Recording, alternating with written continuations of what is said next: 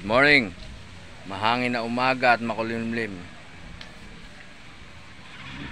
Updates sa mga alaga ulit dahil merong bumili at nagabil ng ating mga molly. So, ipanghuhuli muna para ma-deliver mamaya. Ito yung gusto ng ating mga buyer.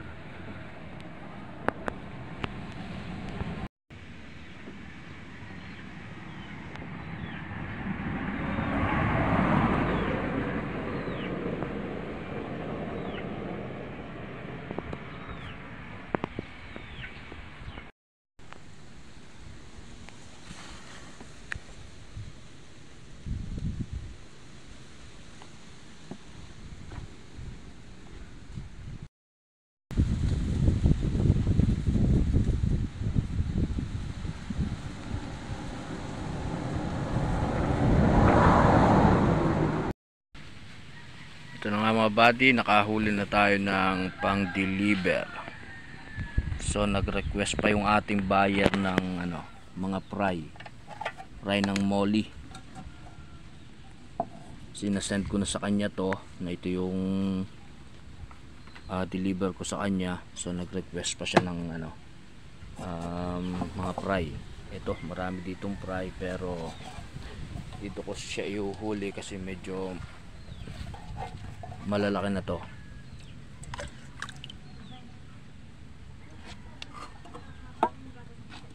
So hindi ko lang na video kanina yung panghuhuli ko kasi medyo umuulan-ulan.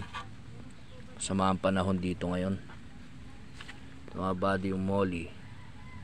So yung mga fry, hindi ko alam kung ilan na yan.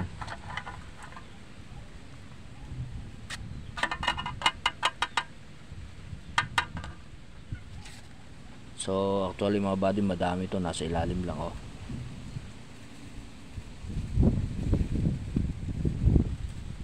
Ito, nakahuli po tayong tatlo.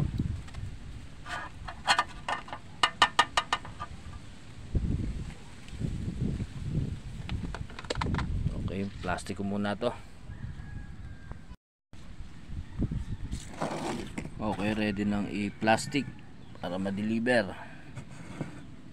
Molly, mura lang, pero dahil na pagsama-sama marami sila, malaking halaga. Actually mga buddy, worth 300 pesos lang ito, plus nag-avail din siya ng plant na worth 100 pesos. So 400 pesos ngayon yung makukuha natin dito. Ito mga buddy, okay na, preparado na lahat ating mga halaman. Tapos ito at yung isda.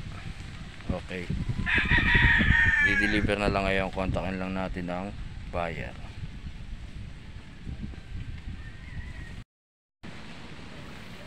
So para mga buddy, hanggang dito na lang. Sa susunod ulit, di-deliver ko muna ito. Maraming salamat sa panonood.